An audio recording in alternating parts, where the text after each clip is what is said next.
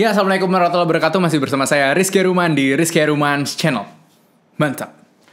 Ya, hari ini saya akan mencoba untuk menjawab pertanyaan dari kalian-kalian atau teman-temanku sekalian yang sudah bertanya, Kak, bagaimana sih caranya masuk fakultas kedokteran? Kak, bagaimana cara menjadi dokter? Kak, bagaimana cara aku pengen jadi dokter, gimana sih cara masuknya? Atau gimana cara jadi dokter? Nah, di video ini akan saya jelaskan bagaimana cara untuk menjadi dokter.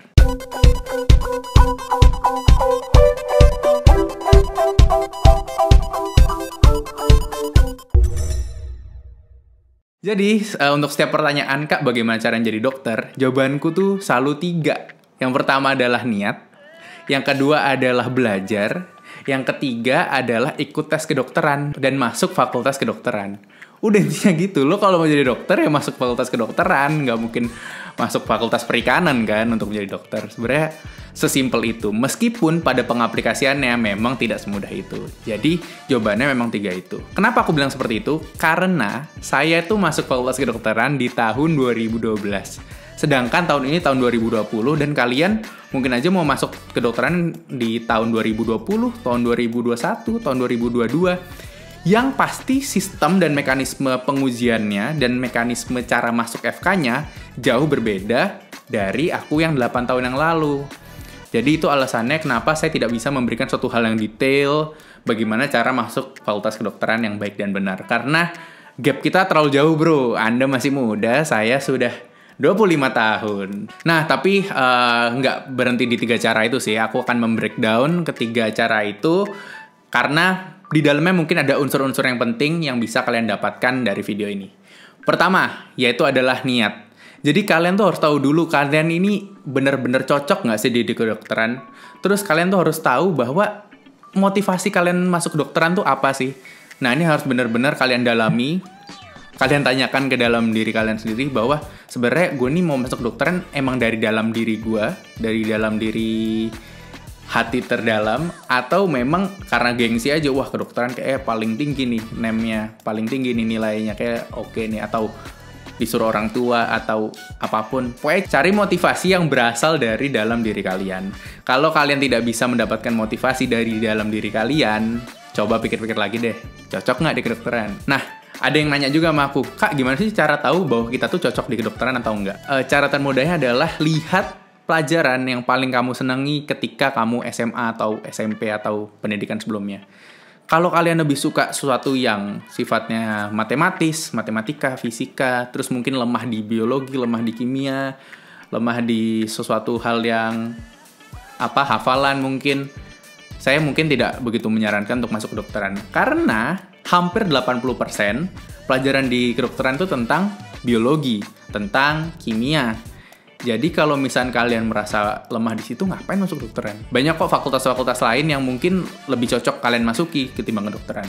Namun kalau sebaliknya, kalau kalian merasa kalian logika berpikirnya sistematis, kalian merasa kalian cukup jago hafalan dan logika, kalian cukup bagus di mekanisme tubuh manusia ketika belajar di SMA, bagus di biologi, bagus di kimia, mungkin itu salah satu tanda kalau misalkan Anda tuh cocok di kedokteran. Karena nanti pas masuk FK, pelajarannya gitu-gitu aja tentang biologi, kimia, seperti itu. Nah, jadi niat itu sangat penting ya, karena banyak banget teman-teman aku yang mungkin seangkatan sama aku atau yang sama-sama masuk di FK, mereka pas sudah jadi dokter tidak mengambil profesi dokternya karena merasa bukan passionnya di situ. Ada juga yang mungkin sampai sekarang nggak lulus karena mereka merasa tidak ada minat di situ, tapi kayaknya gue udah separuh jalan, kayak harus gue kelarin gitu. Terus ada juga yang bener-bener berhenti sama sekali ketika di tengah jalan, kayak gue nggak di FK, udah berhenti tuh, keluar cari fakultas yang lain gitu. Banyak banget kejadian seperti itu, jadi kalian harus bisa menemukan niat dan juga menemukan motivasi dari dalam diri kalian. Yang kedua adalah belajar. Tapi saya akan coba membreakdown belajar ini jadi 3 hal. Pertama adalah cara belajar, yang kedua adalah perlu les atau enggak, dan yang ketiga adalah strategi belajar, seperti itu. Yang pertama adalah cara belajar. Nah, ini tuh adalah hal yang sangat penting banget dan paling fundamental banget ketika Anda mulai untuk belajar, yaitu mengenali cara belajar masing-masing orang. Jujur, aku baru menemukan cara belajarku ketika aku masuk fakultas kedokteran. Sebelumnya aku nggak pernah dapet cara belajar yang cocok buat aku. Dan ternyata cara belajarku nih jauh-jauh berbeda dibanding teman-temanku yang lainnya. Sangat-sangat beda banget. Dan aku baru nemukan ketika aku masuk FK. Ketika aku sudah keterima di Fakultas Kedokteran, baru nemu cara belajar. Nah, harapannya teman-teman sekalian ini bisa menemukan cara-cara belajar yang sesuai dengan dirinya masing-masing. Sedikit info, cara belajarku tuh cukup aneh. Jadi aku selama masuk dan sampai lulus kedokteran, aku nggak pernah nyatet sama sekali. Aku baru sadar ternyata kelemahan saya tuh di nulis dan mudah terdistraksi. Jadi ketika aku nulis, aku tidak bisa konsen sama apa yang dijelaskan oleh dosen, oleh apa yang dijelaskan oleh guru-guru saya.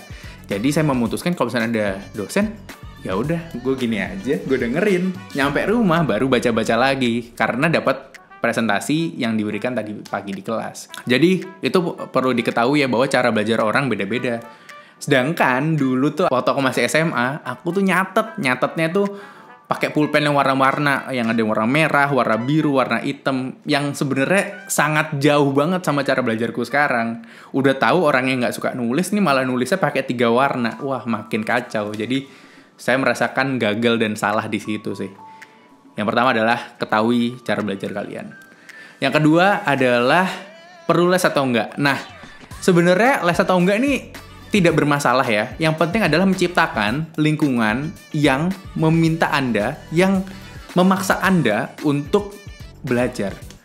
Jadi kalau orang kayak saya mungkin butuh les. Karena kalau tidak les, tidak terbentuk lingkungan yang ingin belajar, sehingga saya jadinya main game, tidur-tiduran, tidak belajar, dan sebagainya macam. Tapi kalau kalian merasa kalian motivasi cukup tinggi dan kira-kira budgetnya nggak begitu nutup untuk les, banyak kok yang masuk kedokteran tanpa les. Jadi nggak perlu takut gitu loh. Tanpa les kalian juga tetap bisa masuk dalam kedokteran.